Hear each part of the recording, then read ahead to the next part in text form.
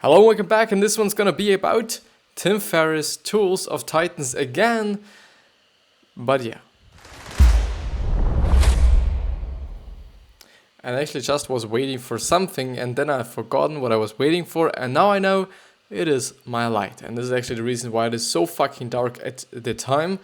Gonna turn on, you probably have heard just my TV, because actually my little light is connected with my TV, or to my TV actually, with USB just, because there's no other way that I'm just having it in fucking front of me, and now it is working, which is great, because it definitely makes everything a little bit nicer. At least I kind of feel this way. But yeah, as I said, I'm just going to go through Tim Ferriss' Tools of Titans for me again, because actually this is the second episode that I'm having to record today, which is great. Like, I'm not gonna complain. I'm really not gonna complain. Like, I don't wanna just record 2 episodes a day. If I do, I'm able to do it, which is actually the case for today. But it is still just a little bit stressful, because I should actually learn, because I'm going to have a test tomorrow, and I really just can't, or I'm just I'm not that good at this particular thing that I would just have to learn. I'm probably gonna learn it just after this little, small, or even long, whatever you kind of think about episode. And yeah, that's it. But I'm just gonna make the screen way smaller so that I can see my fucking self, because this just fucks the whole episode. But yeah, I think I'll just go ahead. And yeah, the window is also there. I just have to look if it is actually the right window. It looks great. It looks absolutely great. And I guess I'll just gonna start ahead with where I've stopped today. This is actually the good thing.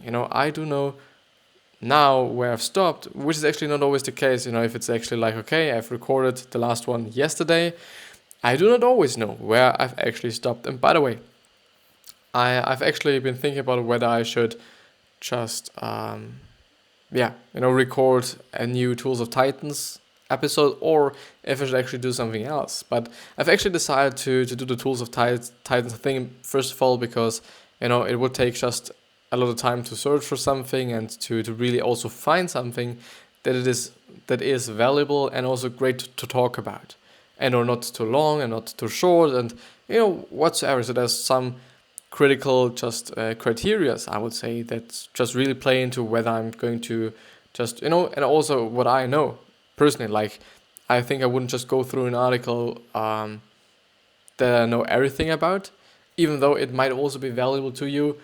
But fortunately, this has never been, or I think this has never been the case, actually.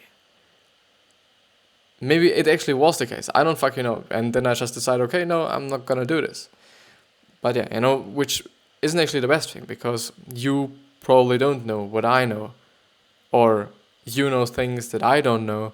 So in the end, it's like, okay, actually in the end, it's like, okay, it doesn't matter what I'm doing, because some people know what I'm talking about, some people don't.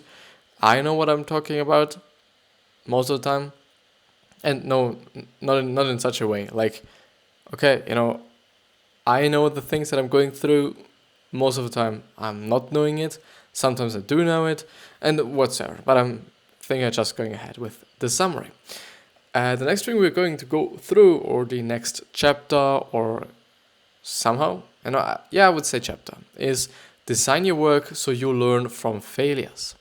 Set goals so that if you fail in achieving them, you will still grow tremendously along the way, which is actually pretty fucking valuable. And it is actually the case that there is no such thing as failure and or failing, or for sure there are mistakes. Well, for sure there are failing, or there is failing. But the thing is, this is also one of the reasons why I guess it is just bad about the school system, the thing that when you're just, having a bad mark, then you're getting punished, by maybe repeating class or repeating a year or something, when well, I don't know. It still makes sense. It really makes sense because you just have to be able to use this knowledge, and you have to know this knowledge. And if you don't know it, you do just have to repeat the whole year, or if you do just not get it, because you don't understand it, because your teacher was shit. There are various ways. Most of the time, I think the teacher isn't the one to be blamed. Like, it is actually the case in my class. Our maths teacher is actually blamed by just some people, because they say things like, okay, we are bad in maths because of him, because he can't explain, because of those reasons. And I kind of really find that unfair, because also one of the things that I have been really often been talking about was just really blaming yourself, and why it is actually great on a really realistic scale. Like, for sure you can do it on a delusional scale, on a very just self-harming way, I would say, or scale actually, which is like, okay, just really kind of blame yourself for every single thing that is on this planet, which then will crush you. This is not good. This is completely not good. But actually kind of just blaming yourself for the things that actually, you should be blamed for. And also maybe for a little bit above it, like a little bit more even, just gives you the power and the energy and or just the ability to change the whole thing. If you are really like, okay, this person is to be blamed, then you basically have to wait until this person is changing, or until this person changed, so that you can get happy, so that you get good at maths, so that you can get XY. Like, it is really the thing. Like, you just really need the other person to do something. The person gets the leverage. The other person gets the leverage, but if you're blaming yourself, you are the only person that just has to change something. Which means that you have the leverage. You really have. And first of all, this is one of the reasons why I kind of feel like, okay, why would you blame him? Like, why would you blame your fucking math teacher? And also another reason is, which is something you can only understand if you are in our class, we are really not good at maths. Me neither. Or neither.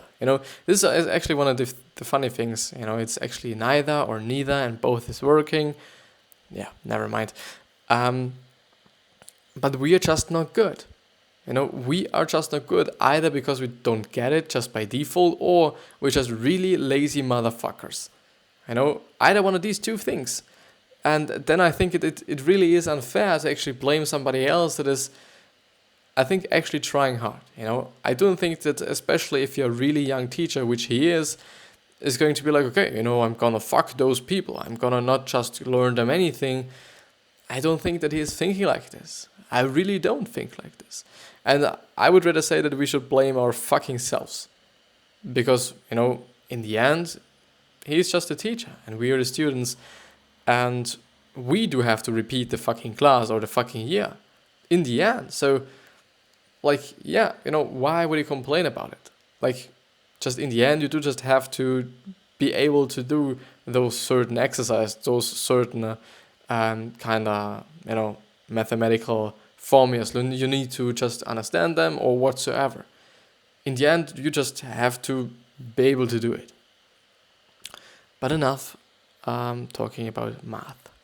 So Scott Adams defines system, so the kind of term system, rather than goals.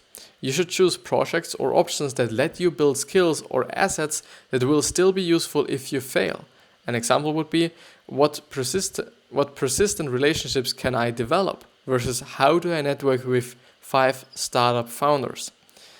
And actually pretty true, and it actually makes a lot of fucking sense. Really a lot of fucking sense. And yeah, this is also one of the examples that I actually wanted to say, which is, for example, Tim Ferriss started podcasts on a whim, knowing that if he failed, he would still learn the techniques of audio production and get to interview cool people, which is actually the fucking case. He now knows how the whole audio technique production kind of thing is, how it is working. And I do also think this is exactly the same thing that I'm just having as well somehow, because the thing is, one of the thing is that I do always make the posts for the next day. So like I do design at the moment 8 posts a day to schedule them. So I'm going to do them, for example, today. I've already did them, so I do not have to do them now and or after this episode, but normally I just do them and then I post them for the next day. The thing is, people like Gary Vee, for example, they talk about actually either documenting things and or distributing what you have already made. Which, basically would mean, okay, I would clip certain parts of this video and or certain parts of this podcast, maybe as an audio version as well, and then post it on various social media platforms. As just a very, basically, it really fucking makes sense. And it is a really great concept. Because you do just have to have one just really big pillar content, as he actually calls it. And then out of this pillar content, you create various kind of clips, long one, short one, very specific ones for certain people that are maybe in your target audience and or whatsoever. And then, the second part of it would be, okay, you're going to see how these things perform, how many, likes or follows you get through this post and that post and whatsoever. And then you maybe kind of just clip more of these kind of posts and whatsoever. Like, you do just have to adapt it in the end. And I do not want to do this. And there are various reasons. One of them is that I do want to just create those posts. I want to create them. I'm a designer. I'm a fucking designer. I just really like to do those things. And I've already seen that I'm just really able to step up my design game through constantly, every single day, having to just come up with just new posts, which are basically posters, if you will. And it just really had a great upside for me. Like already, also with the whole English speaking skills and also with, I know, okay, how to produce just videos, how to actually, use your fucking phone as a microphone, how to actually know to post-produce your audio so that it is not just really kind of, just sounding whack and all those things. So yeah, like, and, just coming back to the whole video thing, I'm also not just clipping certain parts of this video because it just takes a lot of fucking time. And I'm actually faster if I'm creating actual posters for various different platforms. Actually I only make one post and then I just post them everywhere. Just because it's faster. It really is fast. I would just really have to look through just so many fucking videos and all of them are just so fucking long. It would take me just a really fucking long time, which is just, too long for me. But let's see. Let's actually see. Failure isn't doable. Rob Rodriguez failed in the movie 4 Rooms, but the cast directly led him to envision Spy Kids, and he reproduced the 3-story act structure in Sin City. This is now a quote. "You never have to be upset about everything. Everything is for a purpose. You just failed your driver's test. I couldn't be happier. I would rather you fail with a teacher and take it 100 more times than fail in front of a cop." From Rob Rodriguez again, which actually somehow makes sense. It really makes sense to some degree. Like, failing is really not something bad. As long as you learn something from it. And I would also say, okay, as long as you're not going to make the same exact mistake just on a regular basis or just nearly kind of consciously, I think everything is fine. Everything is really fucking fine because you can learn out of all your mistakes. And this is also an approach that I've tried to have, or I've tried to kind of use for tests that I was writing or that I've written and or exams that I've got back. For example, my English exam. Before my English exam, I was actually kind of just debating with myself whether I should actually take the exam, or not. Because I could basically be like, okay, as long as I'm just not having an F or something, so that I do just have to repeat class if I kind of fail it, everything is fine. And it would only just make me just not that happy if I see, okay, I haven't been doing good at this test, especially if it is English, which I'm just using every single day, which is just gonna really part of me. And I don't know. And I was really debating, like, okay, should I actually now get my exam back? Should I take it? Should I not take it? And then I decided, okay, or I was actually thinking it before that, a day or something ago, but let's, take that narrative. Or, or I thought, should I just have a look at my mistakes that I've made and learn from them? As easy as it is, just learn from my fucking mistakes. From those mistakes that I've just made. Because it's just a mistake. And every single vocabulary that I didn't know, is available to me because I now just know it. Because I made a mistake once and I now know it. And also certain grammatical things, I don't know, I also know them right now, which is great. Which really is great. So in the end, I think I got an B. Yeah, I got an B. So it was fine. So still there were some mistakes. And this is also the problem when you're just getting a good mark. Like, I personally don't just have a look at it clearly enough to actually see, okay, what have I failed at? What wasn't good? To actually learn from it. I haven't actually done this with my English exam, which is somehow a little bit bad, to be honest. It really somehow is. But yeah. The principle of good from Jocko Willink, so if you fail, say good, and reflect on how you can grow from that experience or from the experience, which is actually the same, like, okay, what can I learn from this? How can I grow? What can I learn? Just using this bad thing and turning it into something good, into something positive. Didn't get promoted? Good. More time to get better and try again. Didn't get funded? Good. We keep more of the company. Got beaten? Good. We learned. Actually pretty right.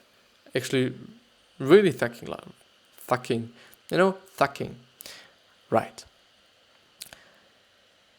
Small details can make a big difference, which is the next one, and definitely gonna go through this one. So small actions can have a large impact, especially if you're building a product or providing a service. People notice the details. Chris Sacca wears cowboy shirts, leading to a clear self-branding, unending media mentions, and a recognizable style no one will intimidate. Derek Sivers wrote a fun shipping email for CD Baby, which I've been actually talking about way often. I know this guy, Derek Sivers, because he was actually on Tim Ferriss' podcast, and I really like Tim Ferriss' podcast, even though I would say there are also people that I'm not quite interested in, and it is really like, okay, I don't even know a lot of them, and this is also a problem because then I just know or don't know which episode I should take. Like, what should I go through? What should I listen to while I'm on the train or in the train? What should I do? Now, should I just take the best thing that's with the greatest title or something? And then in the end, most often I should just come to the conclusion. Actually, it was the case with, I think he's called Eric Schmidt, and he's actually, I think in the marketing, or is he the CTO? I think he's actually the CMO. Let's have a look. I guess he's actually the CMO of Google at that time, or Alphabet actually. Eric Schmidt. How do you actually... Schmidt? Let's see. More than just armor. Alphabet. I'm very sorry if this was just really loud.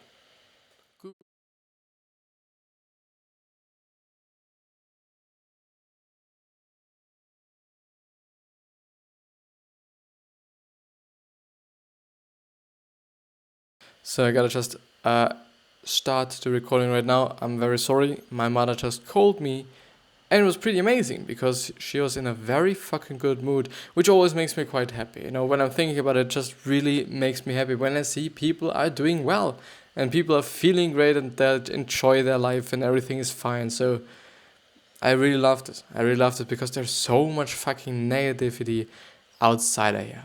And it's just amazing. Eric Schmidt. So I guess it was him. Or is it him? Fucking no. I think he actually, yeah, he definitely was. Yeah, he was. It's Eric Schmidt. And as far as I can see there, even though he looks quite different. Eric Schmidt. But I guess it's the same. Or it's the same. He's the same. So it's Eric Schmidt, who is an American businessman. And Emerson Schmidt is an American businessman and software engineer. He's known for being the CEO of Google he's actually the CEO. He was the CEO from 2001 to 2011. Executive chairman of Google from 2011 to 15, and executive chairman of Alphabet from 2015 to 2017. Now he is a technical advisor, it seems to be, and his net worth is fucking 12.9 billion. It's amazing. And he was from the UC Berkeley College of Engineering, and some other more. Let's actually have a look at him. A really, really small kind of, the UC Berkeley College of Engineering, somehow 2 times actually, then Yorktown High School, and then Princeton University. As far as I know,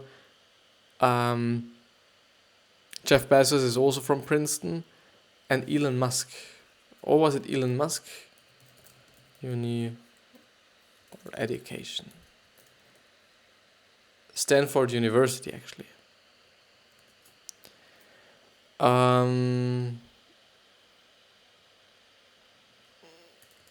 Let's see. Yeah, seems to be Stanford University. And he wanted to, so he was pursuing a PhD in physics. But as far as I know, he was like, okay, after one fucking day in university, he was like, no, I do not want to do this. As far as I know. So as I said, as far as I know. And what about Jeff Bezos is from Princeton. Yeah, I do think Jeff Bezos education.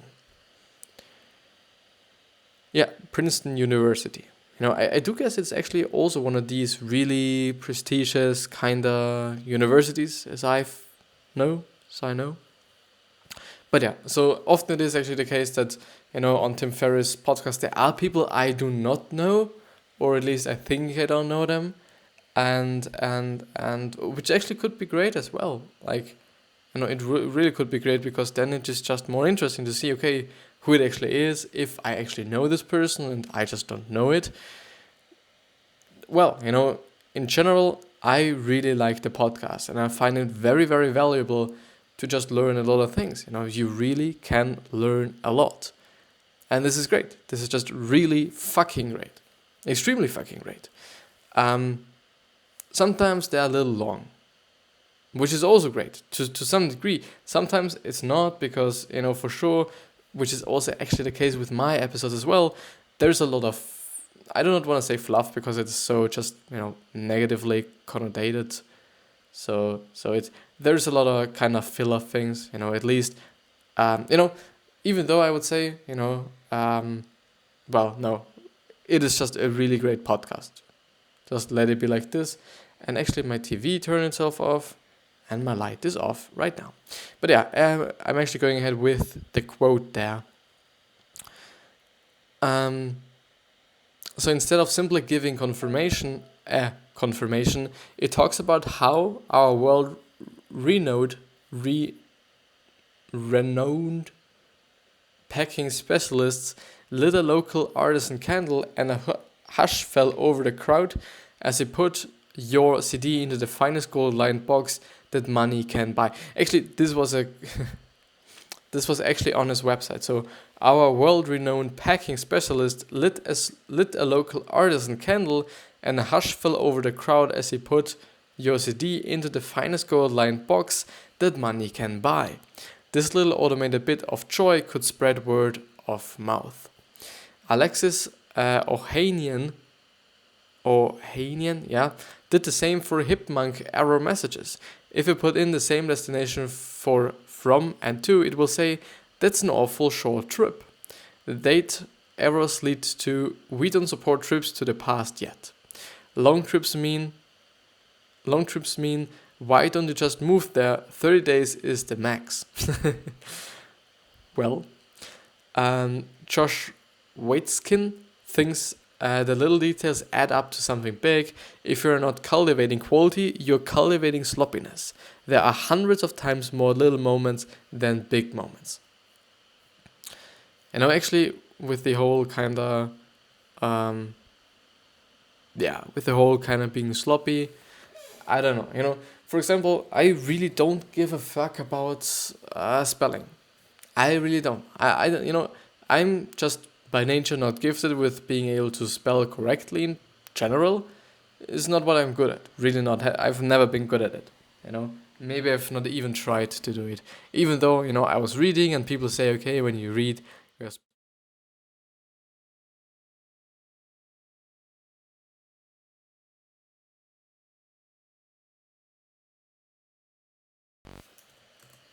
I'm sorry, I was called again.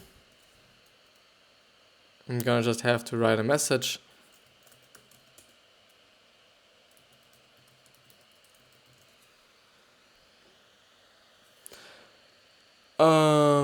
Let's see where I am. Where am I actually?